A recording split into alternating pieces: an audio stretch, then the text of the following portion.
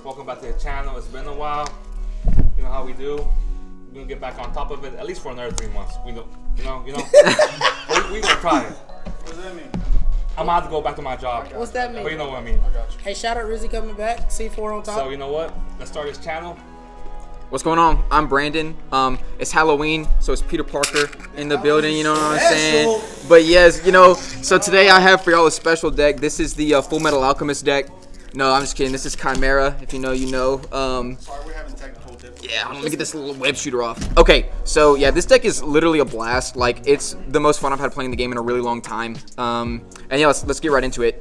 Quick kind of like theory overview is that my take on this build is that I'm playing every copy of Mirror Sword Knight that we have access to, and then all of the cards that are engine requirements, and then jamming Monster non-engine.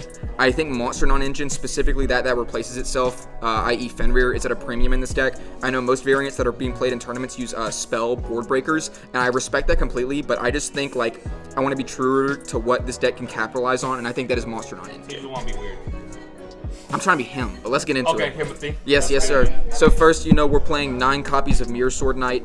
I know you can, like, expound on this, and you can play a more dedicated branded engine, but I think, like, really, my take is you just want to push the Chimera play through. So, I'll show you. I am playing a little bit of extra support for this, but basically it's 9 copies of Mirror Sword Knight. Elaborate how this is a combo. So, yeah, there's a card in the extra deck, basically, that requires Albaz plus a Beast, Fiend, or Illusion. That's a different card. Beast, Wing Beast, or one of the tri-types, right? So you send Gazelle, and when Gazelle is used as fusion material, you can search Mirror Sword. Okay. So, yeah, you just activate this and you drop this. So, speaking of, we play 3 of the Gazelle, 2 of the Big Wing, 3 of the Chimera Fusion, and 1 of the Chanter, and then 1 copy of Albaz. I do not think 2 is correct at all. Like, my thing with the Albaz is you're not going to open this and then top deck it, right? So, like, if you want to resolve this twice, you go out of your way to resolve it twice by shuffling this back with Lubellion. And it's just like a brick. Like, this deck, you're putting up basically like a negate, the pops with the Chimera, and then you're banking on your non-engine in hand, right? So, like, you really need all of your cards to be bangers. Like, when this deck goes off, it loses to itself if you break and you don't open things. And so you want to minimize that by playing one of this. This guy is new. This is Agov. This is dope. He has synergy with a new card in the extra deck. Basically, he just, like, you can fuse, like, any combination of these cards you can fuse now. It's, like, really strong. So, yeah, that's the Chimera engine. Yeah, he's a little gremlin, bro. They all do. Any illusion. I thought specifically use the Chanter enabled difficulty cap. You can probably do a little bit more consistently now that we have him. 4 times, so it'll deal like 9,000 damage. Yeah. I mean, I think, you know, most scenarios when you put him up, it's not just him. Like, you have like the Chimera or some like dude you can swing with. And then before I get into another part of it, these might as well be Chimera cards as far as I'm concerned.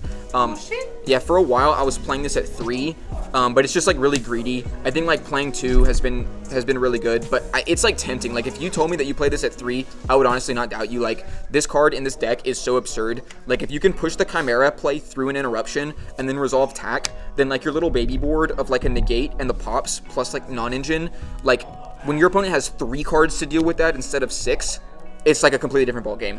And Fenrir, like I said, this is like the best non-engine card in the deck because it's an extra disruption that you stack on your board, and then it replaces itself with a fusion material. So this card is like absurd. Definitely enhances your board and makes your Chimera play stronger. And then next, this deck like needs an extension because we only have 9 copies of the Mirror Sword, and like Gazelle is a starter. It's like a worst case scenario starter. And then like there's goofy shit like you can special summon Fenrir and then like tribute to normal summon Baphomet, which is like if you have to you can do that. But like I tested the Patchwork engine. I just thought Patchwork was mid as fuck. Like, I did not think it was very good at all. And then I tested DPE, and DPE was cracked. But the thing about DPE is, again, you need all the cards in your hand to be bangers, and like that deck would lose because you open like D Heroes plus Fallen, right? And then the other thing with DPE is, DPE, if that is your play, you're not like on hero, right? So like if you pass on DPE, if they out the DPE, like you have no follow-up. So I cut the FD package and I cut the Patchworks, and I'm just doing this. So yeah, I cut it, and it's just these cards just to force the Chimera through. So this looks like sus, but just like trust, right? These cards like all do the same thing because like, you know, this is not as good in our deck as it is in other decks because there's no like banger that we're digging for, right? Like Branded Fusion in our deck is not Branded Fusion in Branded, right? Where it's just another Mirror Sword Knight. So basically, like the deck is like very straightforward. These are just like 5 cards that force the Chimera through. It's just like generic extenders, and having them at 2 means that you won't brick. For those of you who don't know, like if you play card at 2, like the expected value of hands where you see multiples in like a 12-round tournament, if you go to game 3, like every round is like 1. So like if you're at a local or not, like if you're trusting the math, like you'll never brick on multiples of these, and they're both once per turn activations, and they're doing the same thing. So playing both of these at 2 and then the call by just like feels really sexy. I'm very happy with these. And then we get to the cross out package and just the hand trap package generally. I'm on the 3 Ash, right? This card is just really good. 3 Nib. Yeah, 3 Nib, dude. The reason I have these max is because nothing does what these cards do. And then the rest, if I had more space to play these, I would. I'm playing 2 Imperm and 2 Mourner. This is, like, I would play as many of these as possible just to make Nib stronger going second. Because, like, Nib plus 1 of these is, like, game. Yeah. But in this deck, the Nib is so good going first, right? Like, I think Nib is invaluable. It's also a light if you need it for Albion.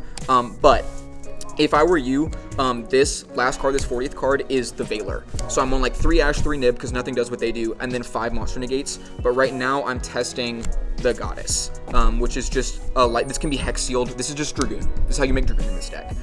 Because it just felt like when I was, when I had access to Branded Fusion and Mirror Sword Knight, I did, like, the Mirror Jades just seemed kind of underwhelming, and the Negate from the, Dragoon enhanced the board a lot. Matt and I were talking about it, and a lot of people are playing the Fiend, right, Versago, because like the utility you get out of being able to just like raw Chimera Fuse, because it's a Fiend is really good. But he was saying like it doesn't matter because like that little bit of utility does not compensate for the fact that it's a dark. Yeah. So if you make it with Lubellion, right? You lose hand advantage. Exactly. You have to discard a card to make that, and then you have to discard another card for the Dragoon Negate. And getting impermed after discarding a card feels like really bad. Yeah, for sure. So this or the Light Hex Sealed. I mean, this is shoddy, so like you can play the Hex Sealed if you want, but you bug in. Like this card is this is funny. So extra deck. So it's I'm playing 2 of this and 1 of this, but Matt was saying he's playing 2 of this and 1 of this, and that's low key like facts because like you played 2 of this before so that you could basically like if you had to grind, then yeah, it was dope, but you need the name to go into this guy, right? But like this is correct. Like I'll get to in a second. Like the card I would replace the Dragoon with was going to be a second one of this. But I think it's absolutely correct to play 1 of this and 2 of this because this cycles this. So like you banish this to summon a dude, and then this banishes itself and summons this back. It's like actually, it's nuts. Yeah. But these cards, all these cards are busted. This card is busted. This card is like spooky to play with. This card feels like it has evil juju in it. Like it's literally spooky, but it's so strong, bro. It's insane. Yeah. Its materials are any beast, fiend, or illusion with different names. So basically, like if you like you know how the quick play fuse lets you like dodge targeted negation. You can do that with anything because like this is specifically like a beast and a fiend, but this if you like get the Baphomet on board, any combo, you can like quick play like chain to Veiler, Imperm, Warner, whatever, and fuse with like extra Mirror Swords, extra illusion starters in your hand into this dude. That's great. Yeah, he's insane going first, setting up.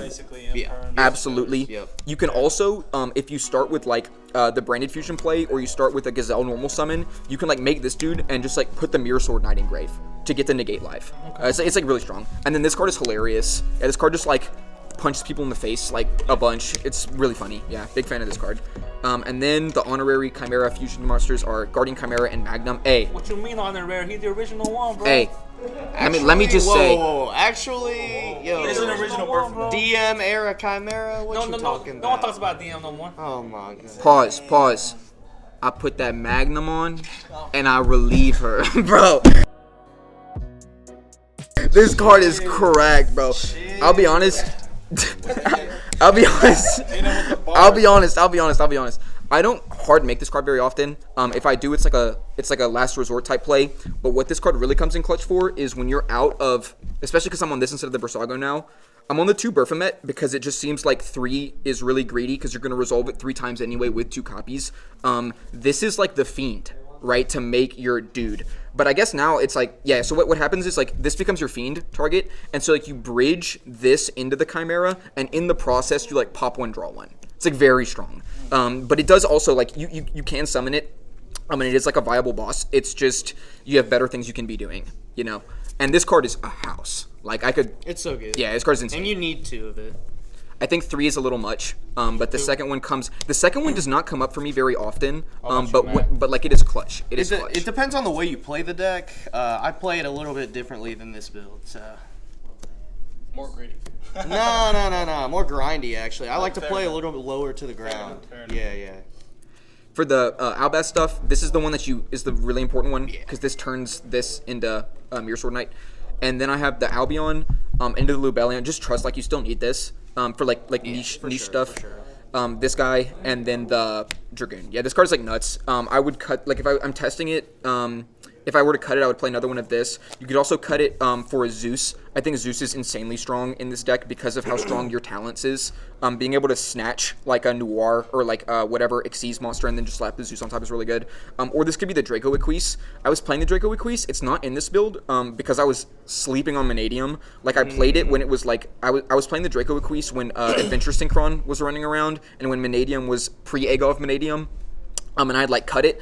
But I think, you know, post all the tournament results, it's really good. Yeah. Really so I think I'll have to respect it and put it back in. Yeah. But for now, I've been testing this. Yeah, this you still need, just like corner cases. What I'll do is I'll go into this, right? And then if I go this into this, you can like reborn your dude, and if you put this guy up, you still need some food. Yeah, pretty much. For sure. And there's times when you can survive. You really just need a name at that point. Faux show. Yeah. And then I'm playing these. Yeah, and like again, you can realistically fuse anything with these. Super poly targets. Yeah, it's just super poly targets. Super polys. Yeah, in the side. This card I make like just you can just like make this without it. It's like really strong. Yes. But this like you can fuse anything in the game. The thing with the Draco Equise, the reason I'd cut it was because like again I was sleeping on that deck, but it just feels like once they get to your turn, like you know like the Adventure Synchron lock, they've like ripped like 4 cards out of your hand already. So like you're kind of just like boned anyway. Yeah. And I just like didn't want to like commit an extract slot to like really punishing a deck that I didn't think was like the serious threat in the room. So we'll see if I put it back in. I think like it'll just depend on how Vanadium does. Like if it's converting like ridiculously, you know, I may play it, but I may just cut my losses to make my deck better equipped to play like Rescue Ace and all that shit. Side is these guys. So this card is better. Yeah, I would play like 3 of this, but just for space, I could only play 3. And this one in our deck specifically is absurd because it's just like the same logic as Fenrir, like non-engine monsters that replace themselves in hand, so that you can, if you need to, use them as fusion material. Is just like really, really good. It's gnarly. Yeah. And this is like play 3 of them, bro.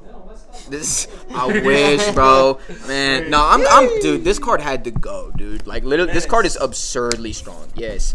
It's like it's crazy because in a pinch you can even pitch Albaz if you wanted to find it. Yeah. Yep. This card is bonkers, busted. dude. Yeah, people are maining this. That's like really popular right now, and I like that. I like that a lot. But again, it's just like my theory is like I'd rather play Monster Non-Engine and then like board this for when it's like hyper impactful. Especially like going second. Like obviously this is like the stones, but it's anyway those 3. And then I'm on 3 Cosmic. I always want to have a quick. I want to have a suite of back row hate that are quick play in my side at all times. That's just me. No anti-spell fragrance. Yeah, that you gotta respect that card, dude. This is the superior option given that we don't want to discard and just the meta. It's just like probably regardless of the deck you're playing. If you're not an OTK deck, this is the one you prioritize because you need to banish the cards so they can't get value out of it. It's good. And then I'm playing the Duster, the Barrier, and the Herald. Spoiler alert. I don't have Thrust, but this would be Thrust. And I'm getting in the habit of playing with these guys, right? Because if I were to take this to an event, I would have the Thrust on me. And this is at 2, so I don't know. Like maybe like you cut this for the 3rd Thrust, put it in the main, maybe go to 41, whatever. I don't know. Because instead of the 3rd Thrust, I will tell you right now, I'm not cutting this motherfucker, bro. This dude is so funny, bro. I love this card. I just like it because it's a different name to add. If you're on 3 It's a pretty cool of the beast floodgate, too. name, It's a funny floodgate. it is. It comes up way more than you would think. Destroy all monsters attack of Whatever you said. 14 or less. This is just you get to this in combo. So like Mirror Sword Knight ends on this, right? So like on your opponent's turn, you like make the Guardian Chimera by putting this in grave, like pop some random shit, like draw 2 cards, which is like insane, and then you banish this, target this, and summon it. It's crazy. It's so like versus like Sprite versus like Sun Avalon versus what's the other one? There's like another like really big Pearly versus Pearly. Pearly is nuts, dude. Yeah. I mean, even Vanadium, they can't get a tuner The to Meeks. stick on the board. True. Like, I don't have the it's experience crazy. with That thing's still combo, I think, because they got like. They Scareclaw. can, but Scareclaw gets popped automatically too. Does Like, it? yeah, What's like the stats that it needs to pop? 1,400 or less attack points, right? Yes, yeah, yes, sir. So, I think it's 1,000. I don't know. So, bro, all right, Peter Parker. R.I.P. You finally playing something other than Heroes. Other than Hero, yes. We like to see it, bro. We like to see it, man. This has been so much fun. Like Hero is gas, but Hero is rewarding as like it's been like a challenge for me to like figure out like ratios and stuff and like scratch and claw for every percent of optimization. But Hero, like, because I was getting into the game, that was the deck I started with. I really wanted my top with it. But Hero is really like you play for 7 minutes, and if you get interrupted, you lose, and if you don't, your opponent doesn't get to play any cards, which is like kind of fun because like it's non-linear combo. But this is like your turn takes like 30 seconds, and then you have to interact with your opponent every time. You know, it's like very meaningful. Like the wins feel very earned in a way that Hero feels earned, but in a different way. You know, and I'm appreciating it a lot. I'm having a lot of fun. All right, bro. Thanks for the deck profile. Thanks for man. having me, dude. Hit him with that win. You know how it goes. C4 out. Hair blonde is handling Super Saiyan, but who is that he claiming? Okay, lyrically I'm